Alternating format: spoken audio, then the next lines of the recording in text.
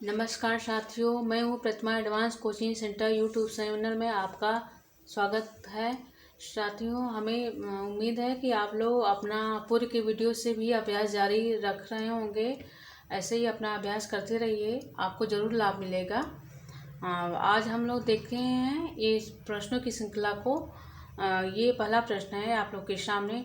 सत्य अपनी एकता में असीम रहता है तो सौंदर्य अपनी एकता में अनंत है। तो महत्वपूर्ण कथन किसका है?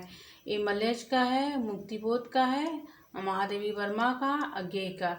तो इसमें आपका सटीक आंसर होगा सी ऑप्शन सटीक है, महादेवी वर्मा। अब आगे के प्रश्न को देखते हैं। निम्न में से कौन प्रगतिवादी कवि नहीं है? नागार्जुन, केदारनाथ अग्रवाल, त्रिलोचन, अंबिका दत्त व्यास। तो इसमें आपका डी ऑप्शन सटीक है। ये हैं भारतेंदु युग के कवि हैं। ठीक है, अब आगे बढ़ते हैं।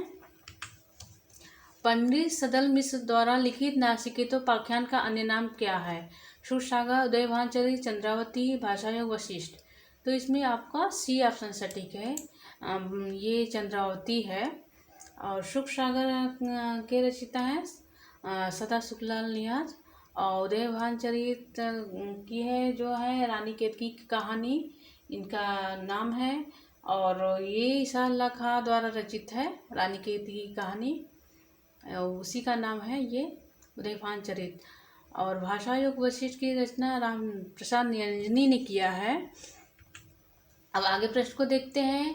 हिंदी का प्रथम ग्रंथ गद्य ग्रंथ है। ये ऑप्शन दिया है भाषा योग वशिष्ठ, बी ऑप्शन है प्रेम सागर, सी ऑप्शन है सूरसागर और डी ऑप्शन है इनमें से कोई नहीं।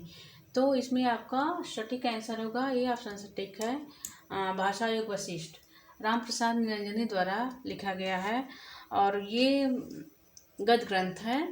आगे बढ़ते हैं। हिंदी खड़ी बोली का प्रथम महाकाव्य है। इसमें ऑप्शन दिया गया है परिप्रवास, साकेत, रामचरितमानस, कामायनी। तो इसमें आपका ये ऑप्शन सटीक है, परिप्रवास है। तो परिप्रवास महाकाव्य है। इसके बारे में थोड़ा हम लोग जान लेते हैं। ये द्विवेदी युग के कवि हैं अयोध्या प्रसाद हरिओत, इनके द्वारा ये रचित है परिप्रवास। और इनके जो है इन्हें क्या है मंगला प्रसाद पारितोषिक पुरस्कार मिला है 1936 में। परिप्रवास में 17 सर्ग हैं और 1914 में लिखी गई ये कृति है। परिप्रवास में राधा कृष्ण के प्रेम का परंपरा को अनूठे ढंग से प्रस्तुत करने वाले प्रसिद्ध कवि हरिओद ने इसको प्रस्तुत किया है। और परिप्रवास का विषय जो है भागवत पुराण पर आधारित है। इसकी जो एक थोड़ी सी महत्वपूर्ण कहानी है, इसमें अंश बता देते हैं। इसका अंश है, इसमें जो है कंस के निमंत्रण पर कृष्ण अक्रूर जी के साथ मथुरा चले जाते हैं और फिर वापस लौटकर नहीं आते हैं। तो जो राधिका हैं, राधिका कृष्ण की प्रेमिका, वो पवन दूतिका के माध्यम से श्री कृष्ण को संदेश भेजती हैं, प्रेषित करती हैं। तो उसी में परिप्रवास को आधार देकर हरिओद ने इस महाकाव्य को रचित किया है। अब आगे बढ़ते हैं। साकेत संत नामक प्रबंध काव्य की रचना किसने की है? बलदेव प्रसाद मिश्र, ऑप्शन है निराला है, मैथिली शरण गुप्त है, हृदय राम। तो इसमें जो है आपका ये ऑप्शन सटीक है, बलदेव प्रसाद मिश्र।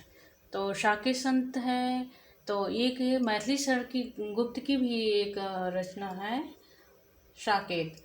तो ये मिलता जुलता है, साकेत संत और साकेत, आप ध्यान रखिएगा। अब आगे बढ़ते हैं। रामचंद्रिका को छंदों का अजायब घर किसने कहा है? ऑप्शन दिया गया है रामस्वरूप चतुर्वेदी, रामविलास शर्मा, रामधारी सिंह दिनकर, राम कुमार वर्मा। तो इसमें आपका ये ऑप्शन सटीक है, रामस्वरूप चतुर्वेदी। अब आगे बढ़ते हैं प्रश्न पे। निम्न में से कौन सी रचना बल्बाचार की नहीं है? तो इसमें है पूर्व मीमांसा भाष, अड़ू भाष, श्रीमद् भागवत की टीका, सिंगारस मंडन। तो इसमें आपका डी ऑप्शन सटीक है, सिंगारस मंडन। सिंगारस मंडन के रचना किए हैं विठल नाथ जी ने किया है, वो जो बल्बाचार जी के पुत्र हैं।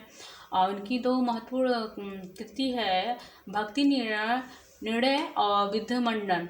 तो इसमें आपका यही सटीक आंसर है। और इनके जो बल्लभाचार्य के जो तीनों हैं ये इन्हीं के हैं, महत्वपूर्ण रचना है। और ये बी ऑप्शन में जो दिया गया है अणु भाष्य है, ये अपूर्ण है, इसको विट्ठल नाथ ने ही पूरा कराया था। इनके पुत्र हैं विट्ठल नाथ के द्वारा ही ये पूर्ण किया गया है। और आगे बढ़ते हैं प्रश्नों पे। हिंदी का जाति कवि किसे कहा जाता है? सूरदास, तुलसीदास, मछलीशरण गुप्त, रामानंद। तो इसमें आपका सटीक आंसर होगा बी ऑप्शन सटीक है, तुलसीदास। और रामानंद जो है राम काव्य परंपरा के प्रथम कवि माने जाते हैं। और इन्होंने एक स्तुति की है, आरती कीजिए हनुमान लला के, दुष्ट दनन रघुरात कला के। तो ये इनकी स्तुति वंदना है। और आगे बढ़ते हैं। भक्ति आंदोलन को ईसाइत की देन किसने माना है? ग्रेसन, रामचंद्र शुक्ल, हजारी प्रसाद द्विवेदी, नामवर सिंह। तो इसमें आपका ये ऑप्शन सटीक है, ग्रेसन। और आगे बढ़ते हैं प्रश्न पे। अखिल ज्ञान का सार तुलसीदास की किस कृति को कहा जाता है? कवितावली, दोहावली, गीतावली, बैराग संदीपनी। तो इसमें आपका डी ऑप्शन सटीक है, बैराग संदीपनी। अब आगे बढ़ते हैं प्रश्न पे। पृथ्वीराज राजों को प्रामाणिक मानने वाले में कौन इनमें से नहीं है? तो ऑप्शन दिया गया है आपके सामने है मिश्र बंधु, कर्नल टॉड, मोहनलाल विश्वलाल पांड्या। और डी ऑप्शन है, इसमें ये प्रिंटिंग मिस्टेक है, डॉक्टर बुलर होंगे। तो इसमें यही सही है ऑप्शन आपका, डी ऑप्शन सटीक है। ये आप लोग समझ लीजिएगा, ये डॉक्टर होना चाहिए। ये आप प्रमाणिक मानते हैं और इस तीन लोगों ने इसमें दिया गया है वो प्रमाणिक मानते हैं। अब आगे बढ़ते हैं। हठयोग का प्रवर्तन किसने किया है? देवचंद, मसेंद्रनाथ, गोरखनाथ, सरापा। तो इसमें आपका सटीक आंसर होगा, इसमें ये आप सी ऑप्शन सटीक है, गोरखनाथ ने किया है। और इस गोरखनाथ के गुरु जो हैं मसेंद्रनाथ हैं।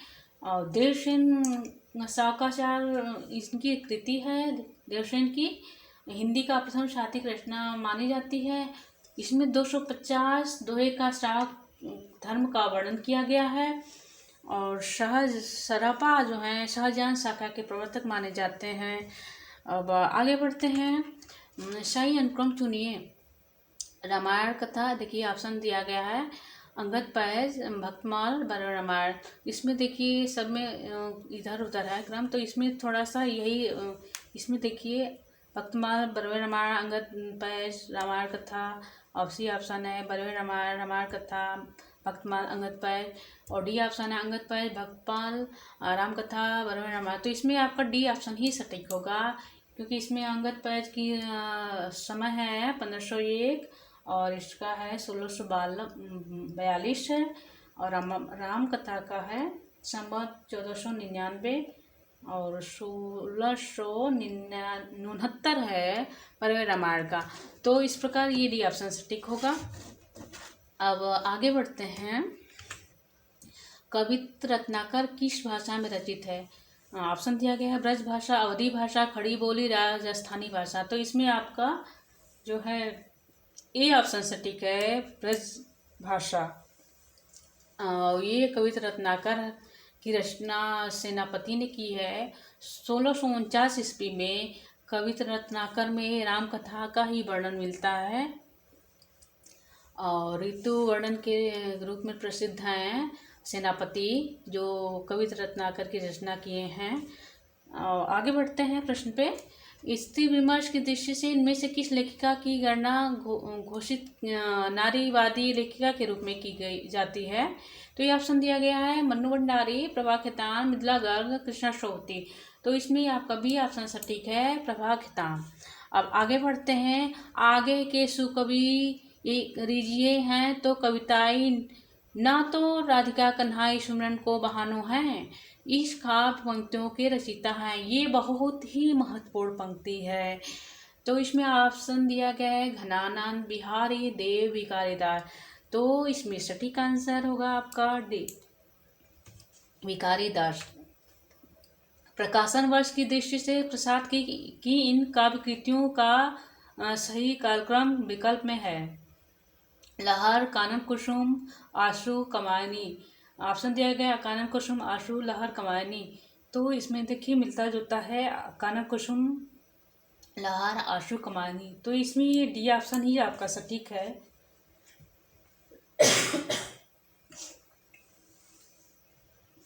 अब आगे बढ़ते हैं। नटों के जीवन संघर्ष का उल्लेख किस उपन्यास में नहीं है? ऑप्शन दिया गया है कब तक पुकारूं, सैलूस, झूला नट, सेवा सदन। तो ये इस सभी जो है इसमें दिखाई पड़ता है, लेकिन ए डी ऑप्शन आपका सटीक नहीं है। ये प्रेमचंद की के द्वारा रचित उपन्यास है। इसमें वेश्यावृत्ति की समस्या को दिखाया गया है। अब ठीक है, अब आगे बढ़ते हैं। फणीश्वरनाथ की कौन सी कहानी है? रसप्रिया, रस आखेटक, रसिक प्रिया, प्रिया नीलकंठी। इसमें ये ऑप्शन आपका सटीक है, रसप्रिया। ठीक है, आगे बढ़ते हैं। अकाल पुरुष गांधी किसने इस जीवनी की रचना की है? जनेन्द्र ऑप्शन दिया गया है। आगे है डॉक्टर देवराज है, प्रभाकर माचवे। इसमें आपका ये ऑप्शन सटीक है, जनेन्द्र। आगे प्रश्न पे चलते हैं।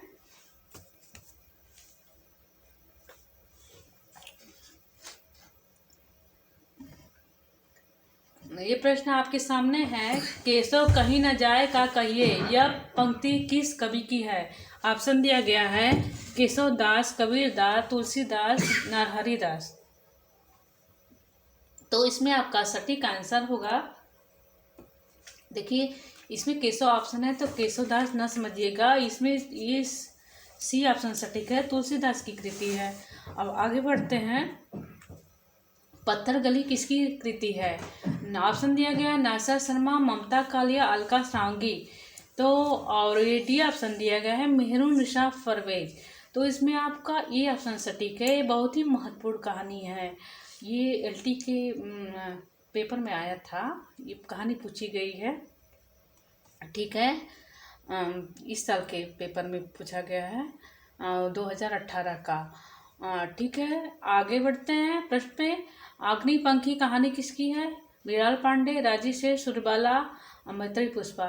तो इसमें आपका सी ये आपका देखिए इसमें ऑप्शन सटीक जो है इसमें दिया गया है डी ऑप्शन सटीक है, मैत्री पुष्पा का है।